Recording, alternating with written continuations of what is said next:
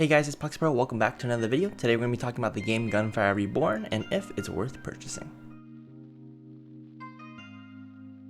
Gunfire Reborn is currently an early access game as of August 10th, and it currently costs $11.99. The overall user reviews for this game is overwhelmingly positive. So far, this game is off to a pretty good start. Gunfire Reborn is very similar to Borderlands 2 and Risk of Rain 2 in terms of like the art style, the gunplay, and the overall gameplay in general. Every time you start the game, you begin at the first stage and you battle your way through the stages until the final boss stage for that region. Then you start at stage 1 for the next region and you work your way up to the boss stage again. That's pretty much the main premise of how you progress through the different levels. Between the different regions, it does give you a chance to refill your HP before you begin. There are bonus stages that you can find inside each stage called vaults. They provide some sort of extra challenge for an extra reward. Sometimes the challenge can be a mini boss or sometimes it's parkour. Kind of depends. They have a kind of like a random generation system. Each stage, when you go through it, there might be different rooms or different locations. Currently, right now in the game, there are 3 different stages, all with their own themes and all with their own kind of themed enemies, and there's a variety of weapons throughout the entire game itself. And there's also 2 playable classes in the game right now. Weapons can be dropped after killing an enemy, and you unlock like what kind of weapons can be dropped as you play the game more, and you pretty much unlock new weapons simply by killing a certain amount of enemies, or you kill a certain amount of enemies in a particular way. Each weapon that you find in the game can have different inscriptions, which kind of makes each weapon unique in some way, and every run a little bit different. You might find a weapon, for example, with when you fire the gun, it shoots 2 bullets instead of 1, but also consumes 2 ammo. And let's say you find the same exact gun, but that one instead has 80% extra accuracy and 80% extra range or something like that. Therefore, there's technically the same weapon, but they do have different inscriptions which make them unique in some way. Weapons can also have 3 different types of elemental effects or no elemental effect at all. And each weapon also consumes different types of ammo. In terms of elemental effects, electric is best against shields, and shields will usually be like a blue bar above their red HP bar. For acid or like corrosive, it is most effective against armor, which is sort of like a yellowish bar above their HP bar. Fire is most effective against non-shielded and non-armored targets. While playing through the stages, you can also obtain scrolls that pretty much buff you in some way. These scrolls do not buff your character for every single time you play the game, but pretty much only for that playthrough.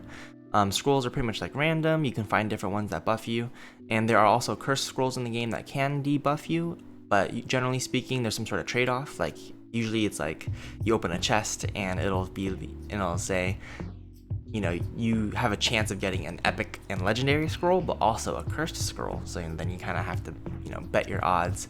Another thing is loot in the world in terms of chests and weapons dropped, scrolls dropped. Everybody has their own instanced drops. So I might get a pistol in my world from a drop, and my friend that I'm playing with might get a SMG drop. The way around that though, like let's say I don't want the pistol, I can pick it up and then drop it, and it'll appear in both worlds. Same thing occurs with scrolls. If you pick it up and you don't want it and you drop it, it appears in both worlds. So technically playing multiplayer, you get a lot more weapon options, because let's say 2 weapons drop for me, 2 weapons drop for my friend. I don't want the 2 weapons I have, and he doesn't want the 2 weapons he has. He can put them in my world and I can put them in his world, and we can then have 4 weapons available to us, option wise. But yeah. Enemies can also drop scrolls upon death, and they also drop gold and ammo, and also sometimes soul essence. Gold is used to buy items from the peddler, and there's also going to be some sort of smith where you can upgrade your weapons from. The peddler sells things like HP, ammo, grenade ammo, also like sometimes guns and scrolls.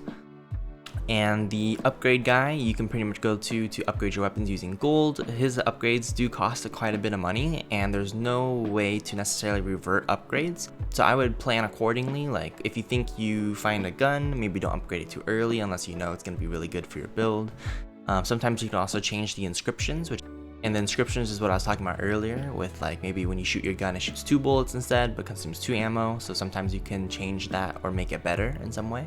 At the end of the day, nothing really carries over between different playthroughs except Soul Essence. So Soul Essence is pretty important. As you pick it up, you can use it, once you die, you can use it to upgrade your character. And if you guys play League of Legends, it's pretty much like a rune page for your character. Every time you start the game, you have this skill tree that kind of upgrades your base stats and makes you stronger right off the bat. And it carries through every single match or every single playthrough. You can also use Soul Essence to revive yourself once you get down. So if you're playing by yourself and you go down, you're kind of like knocked, and you can use Soul Essence to revive yourself. Or you can just give up and use your Soul Essence to upgrade, which is what I usually prefer, unless you think you can really get farther and get more Soul Essence, because the revival is a bit expensive. If you're playing with friends, they get knocked over or they get knocked, you can revive them, or they can use Soul Essence to revive themselves. In some instances, you weren't able to use Soul Essence to revive yourself. I'm not sure like what the discrepancy is, but that was just what happened in my experience. There are 2 playable classes in this game, one of them being the cat, one of them being the dog. The cat is more utility based, and you do start off with this cat character, and they have more shield.